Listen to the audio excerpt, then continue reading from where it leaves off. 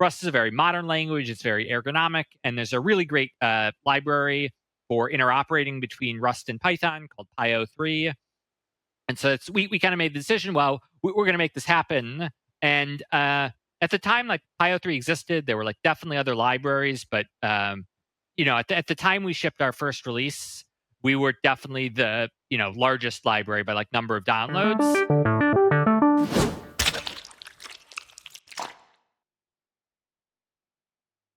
Hi, welcome to the G-Research Open Source Software Outreach Podcast, the GR-OSS OUT Podcast. We're going to gross you out with the reality of operating, developing, building open source software in communities. And today, we have someone who actually, who I've known since before I was really involved in open source software.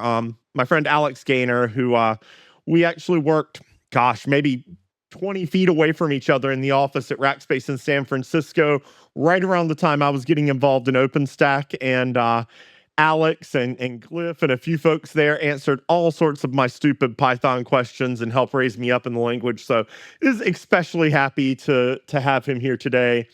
So just want to thank him for coming, Alex. And why don't you tell folks a little bit about yourself, where they might know you from, if you've got like a GitHub or IRC handle they might know. Yeah, sure. So thanks for having me. It's nice to be here.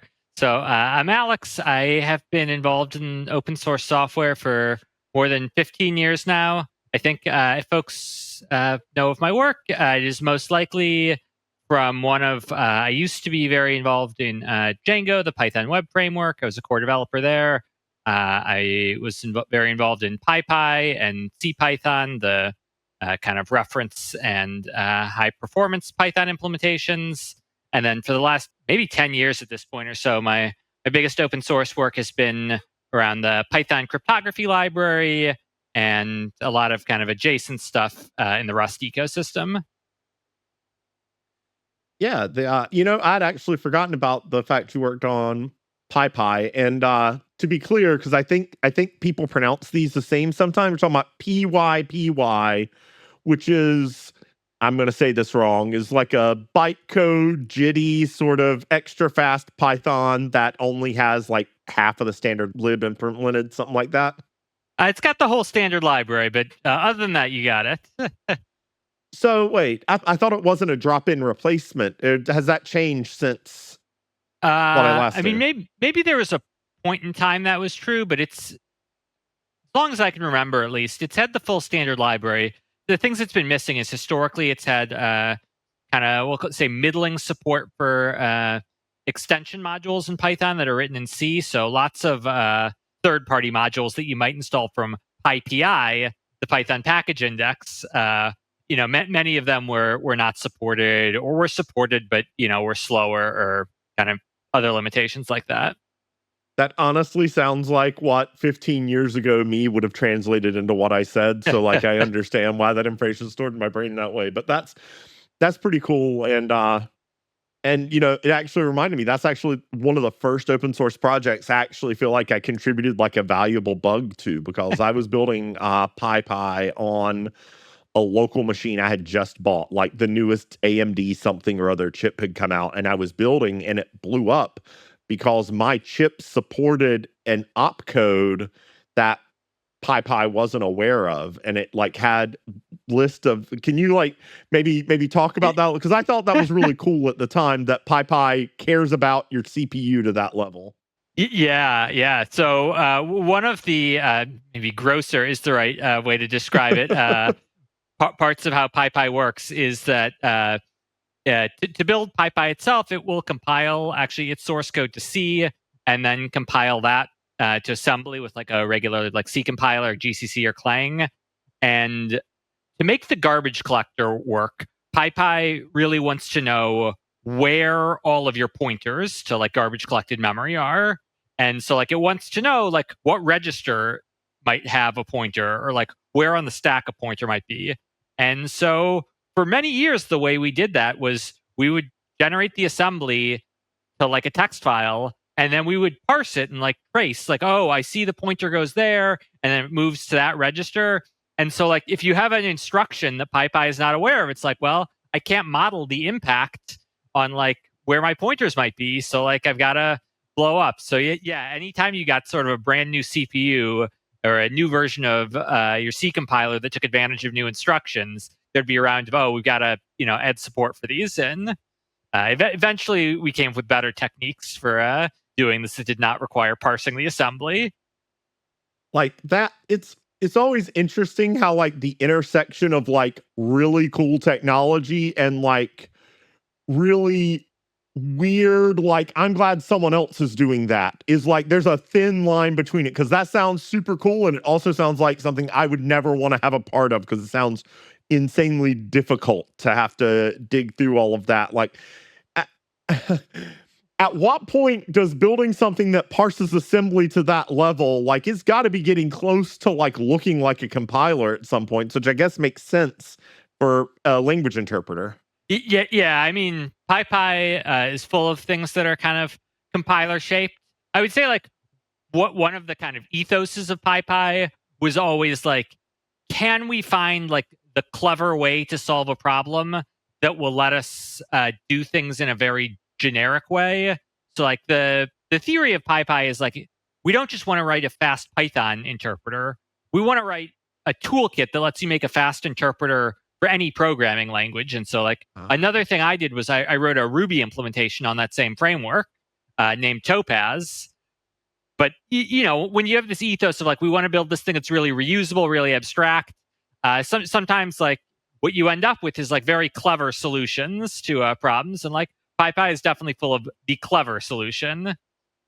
Well, it's interesting. I kind of tell this to people who are non-technical sometimes, that like it's hard to tell how specialized tech is, but every single little piece of the stack has that much crazy detail going on in depth if you look at it. Like PyPy, it was ironic, and really I would say like you're an implementation details guy, right? Like that's sort of where you've lived. And one of the things in that category that's constantly plagued technology, to the point that it's one of the first things you learn when you're system administrator is like, what is this buffer overflow error? It's, we've got these memory issues, and you've done a lot to sort of try to bring the Python ecosystem to an area where those type of memory errors aren't as possible, right? Can you maybe talk a little bit about that, or help some of our less technical listeners understand what memory overflows and memory safety is?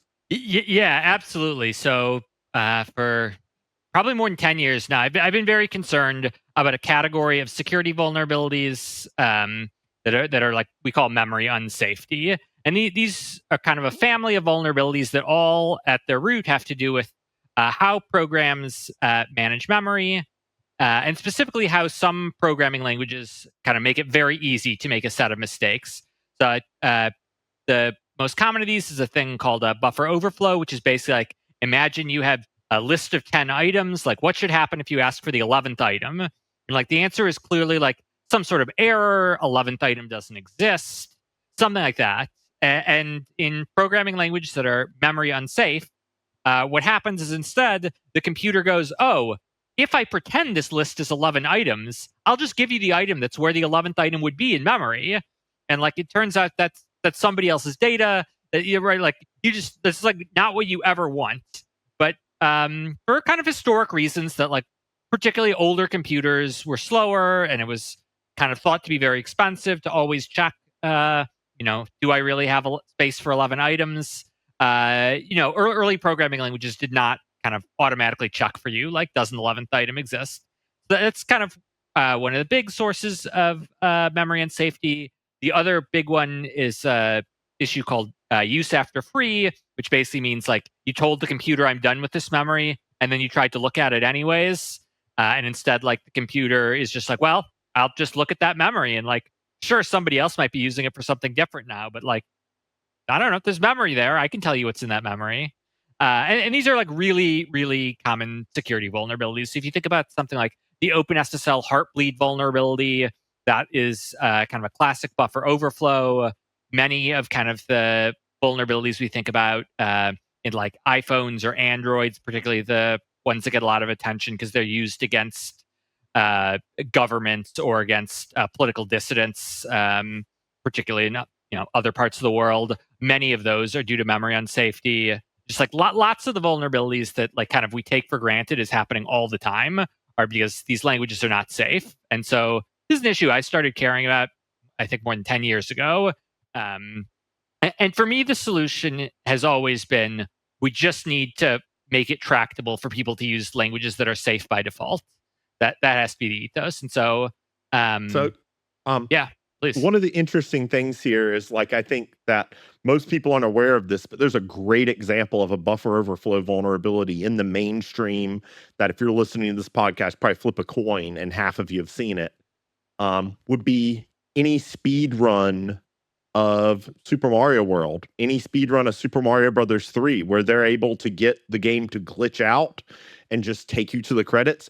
They're literally creating a buffer overflow vulnerability, using the vulnerability with the controller to put specific code into memory, and then the last move is jumping to and executing that code. So you can quite literally see, almost visually, this happening of them doing these crazy things that don't make sense to get the memory lined up, and then bam, the last thing happens, it jumps to that code, and it gives you the credits. But in the real world, that's not credits. That's maybe credit card, or that's maybe your SSN or your encryption keys or something sort of terrible. So I agree, guardrails are nice. I'm a Python developer, so like I have lots of guardrails. They're great.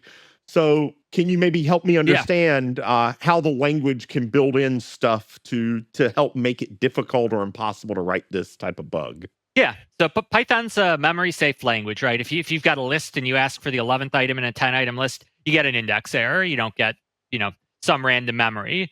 But kind of as we touched on earlier, like extension modules, mostly written in C, are like really important to the Python ecosystem, right? All of your database drivers, your scientific computing tools, your machine learning AI tools, your cryptography libraries, high-speed parsers. Like most of these are written in C because they're trying to be very performant, and so their C code is at some of the same risks. So I maintain the Python cryptography library along with my friend Paul Kerr, and while we were not written in C, we did rely on lots of other C code from OpenSSL in particular. And about 5 years ago, we made the decision that we wanted to migrate as much as we could into a memory safe language.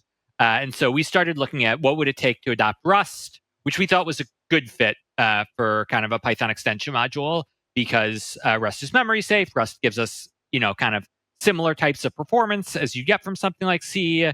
And Rust is a very modern language. It's very ergonomic. And there's a really great library for interoperating between Rust and Python called PyO3. And so we kind of made the decision, well, we're going to make this happen. And at the time, like PyO3 existed, there were like definitely other libraries. But, at the time we shipped our first release, we were definitely the, largest library by like number of downloads that in the Python ecosystem that had adopted Rust in this way. And now you kind of see it all over the place, which we think is great, right? Think about tools like UV or Rough or libraries like Polars. There's not quite a bit of Rust in the Python ecosystem, but that's kind of, I think, the touch point between like Python and Rust. So before we get too far down that road, because I feel like that road, I remember that time and my travel through a little bit of community headache that we might touch on later. It kind of, at least as an observer, it looked like a gross moment in open source for sure. But let's talk a little bit, like, I've never written any Rust. I kind of know some C. Like, what does Rust do? Like, what are some of the basic building blocks, like the top 3 or 4 things about it that make it memory safe versus C for someone who's maybe never seen it before? Yeah. So I would say kind of the two pieces, and this is simplifying a bit, but like I would say that the 2 big pieces are when we think about the buffer overflows. Rust has like data structures like back or slice, which are like you can think of similar to Python lists, and like those just check the bounds by default. Right, they'll give you an error if you try to get the 11th item in a 10 item list. And it's it's kind of a straightforward thing. Like I think people from every programming language would be familiar with of doing those bounds checks. And then the other piece Rust has, which I think is a lot more novel to people from just about any other programming languages, Rust has something called the borrow checker. And basically what the borrow checker does is it makes you prove that you don't ever hold on to memory after it's been freed. So in places you would have like a pointer in C, in Rust you will have a reference, and references all have lifetimes.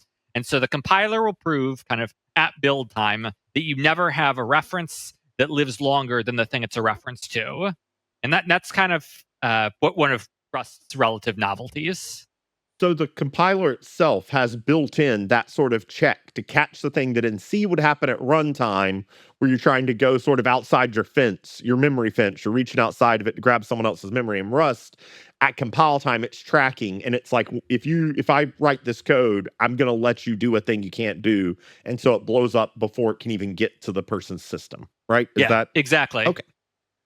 So with one of the things about C is C's been around. C's existed longer than I've been alive, longer than most people who's listening to this podcast have been alive, I suspect.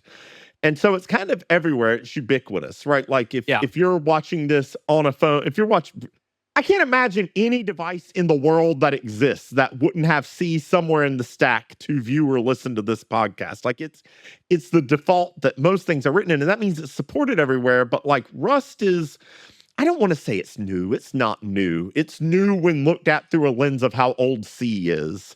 So there had to have been like some growing pains, because I would venture to say y'all were not only the first major Rust Python library, y'all were maybe one of the first major Rust things that would end up on someone's machine to have to compile themselves at all in the ecosystem. Is that fair to say? Like, can maybe talk a little bit about that? Because I know there was some community pushback around that, as tends to happen with open source. When you try to progress, it's hard, and a lot of people don't want to do that work because they may not care about it as much as you do. It's a great question, and I think there's really two buckets. I can walk through both. The first bucket is like stuff Rust supported, but some other part of the tool chain I didn't have great support for. So I'll give you an example, which is one of the groups of people who were kind of most impacted by when we adopted Rust in cryptography were people on Linux distributions like Alpine that use Muscle as their libc. So like Ubuntu, Red Hat, they all use glibc, and Python's got the standard called Many Linux that lets you build one wheel that works for all of them. But Many Linux did not support Muscle-based distributions. So like every Alpine user needed to have a Rust compiler and build cryptography themselves.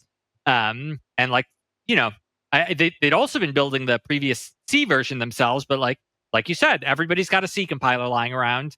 Not everybody's got a Rust compiler. Rust supports Alpine just fine, but you have to install it.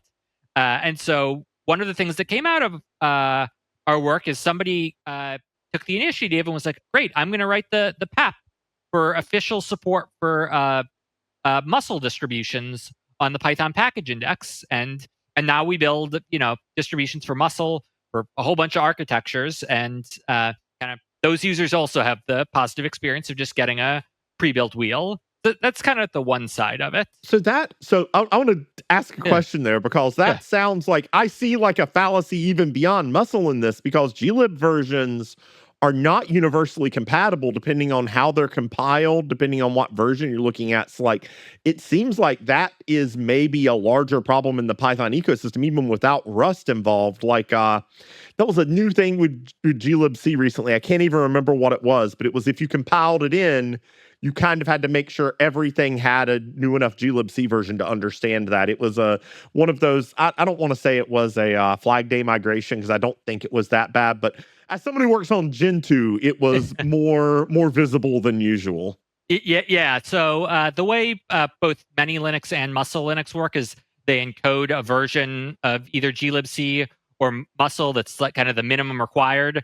So you might have like Many Linux 2_34, and that will basically say like this works with glibc 234 and up.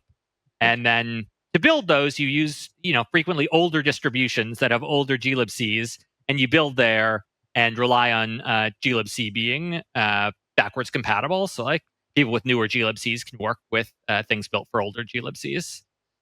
And the same for Muscle. One of the sneaky best things about containers, by the way, because like 15 years ago, 10, 15 years ago, that would have been a VM, or that would have been, oh man, I literally on my team at Rackspace, we had a machine in a corner somewhere running Windows XP that wasn't plugged into the internet for some of the stuff we needed. So it's crazy. But that was the first thing. Yeah. So it sounds like Python has the ability to let you upload pre-made wheels so people don't have to worry about it, but they weren't necessarily had a category for everyone, and now they seem to have a category for everyone. So what's the other side of the coin? Yeah. The other side of the coin is platforms for which Rust and Rust uses LLVM as kind of its final like compilation step. So platforms where Rust or LLVM like just does not have support for building for this. So as an example, if you've got PA RISC, which is like a very old CPU architecture, nobody makes a Rust compiler that supports that platform. And so the people in those platforms are in a genuinely tough state. And like you said, every one of those platforms is a C compiler. Frequently the platforms themselves are written in C. Those are the hard case, and like I think about that a couple different ways. But you got a question? Well, and this is the tough thing, right? Like, because I'm an old computer geek, right? Like I don't have PA RISC, I don't have something that old, but like I have RISC-V machines in my home lab. I have ARM machines. I have PowerPC Macs in my closet, right? Like I have stuff all the same, but also talk a lot about the invisible work in open source. And if you want to talk about invisible work, someone writing a Rust compiler for PA RISC is about as invisible as it's going to get, I suspect. So like there's this inherent tension, and we see this a lot in OpenStack as well, because we have this long stable time of like, when is it okay to break some of your users to make it better for everyone else? And that to me is like one of the grossest moments, because I personally think the way you pushed the Python ecosystem was the right choice. Like we had to have a way to get better. Someone had to feel that pain. And quite frankly, you and a lot of the other folks in cryptography painted a target on your back and sort of absorbed that to let the ecosystem move forward, which is not an easy thing to do. But it's, I think it's hard for people to understand in text and in code that like, I'm sure that like those people who have the computer in the corner of their house that's been running for 30 years, that maybe now won't be able to, go visit secure websites in Python anymore. Like that is a legitimately sad thing, but I don't think there's an answer to that, right?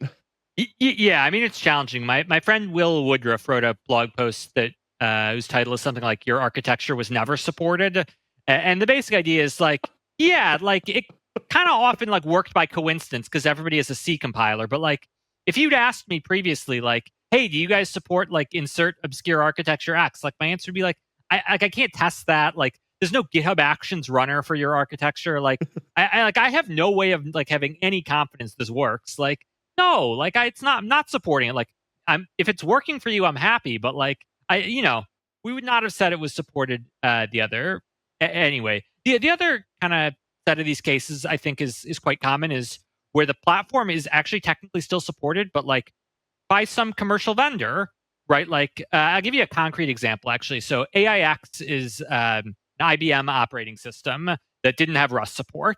And we would get, occasional people being like, hey, my employer uses AIX. And we would kind of say like, I'm sure you guys have a support contract with IBM. Like you got to tell IBM you care about this. Like I don't have an AIX machine. I don't have one at home. Like I can't get one in the cloud. Like I could not do this work if I wanted to.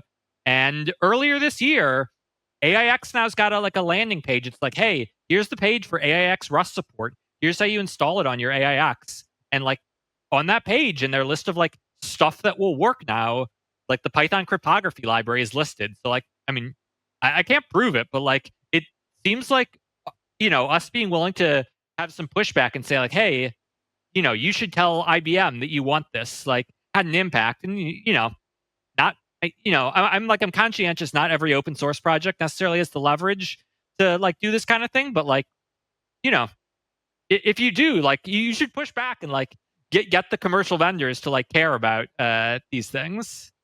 Well, we talked a little bit, I would say on our last episode, but I don't know when this is going to get posted, with Pinky about supply and demand in open source, and that sometimes as an open source developer, you have to be really explicit about the supply you're giving, because it can cause people to not do it. if you had made a decision not to use Rust because a commercial vendor wasn't going to support it, in a way, you're supplying them with free support.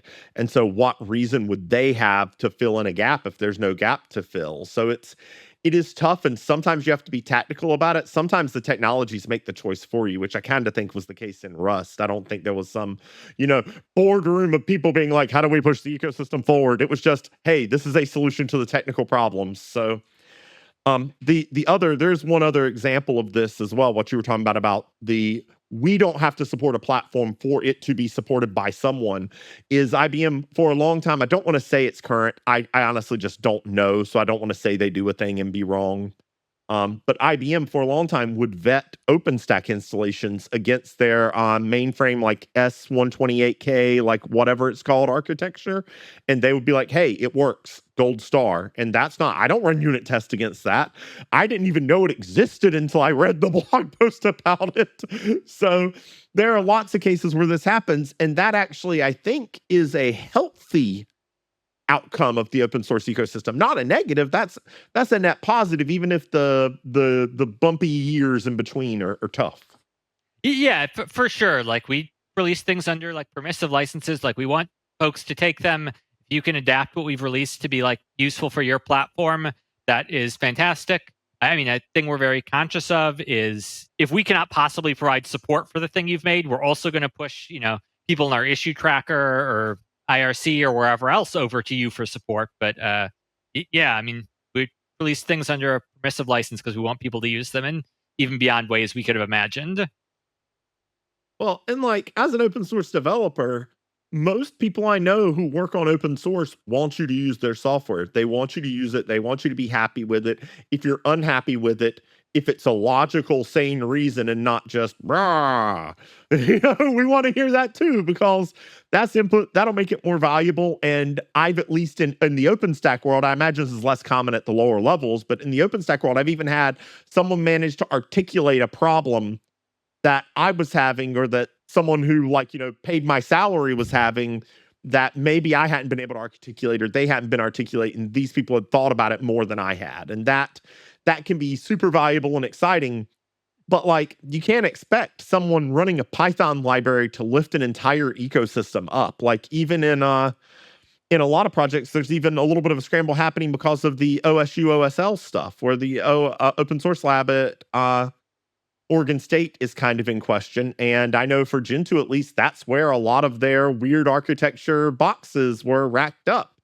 And so it's a consequence of moving forward. And it's sad, but also I'm very glad that I'm not running a C-based Python cryptography as well. So we believe providing people like secure tools for building cryptographic solutions is like really important for the world.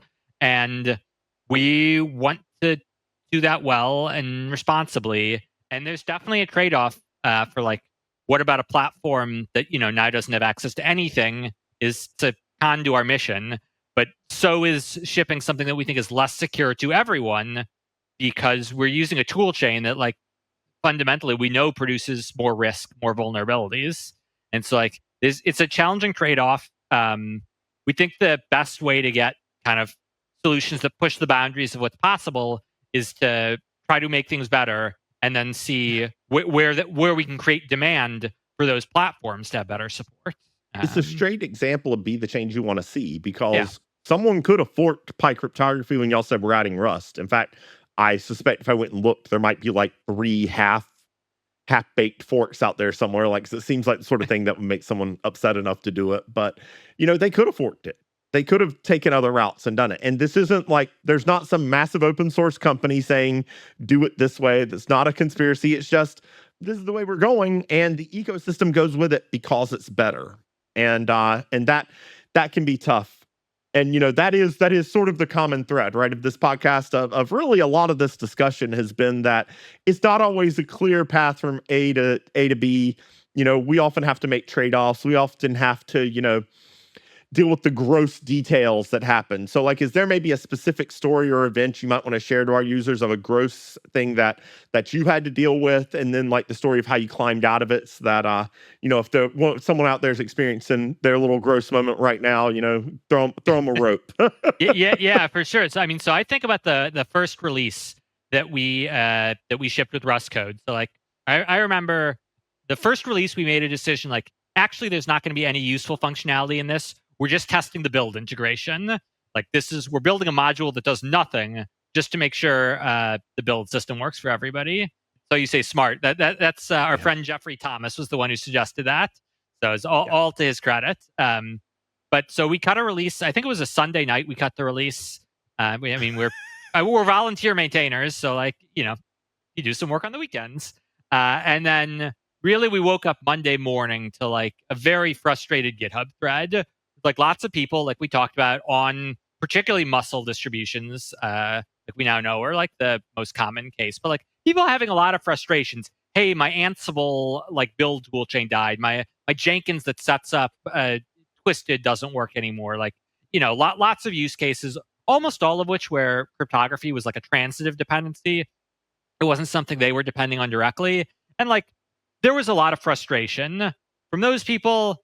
And there were also people saying like, hey, Rust is the future. Like, get on board the bus or don't. But like, sucks to be you, basically. And so we kind of woke up to like this very, very acrimonious thread.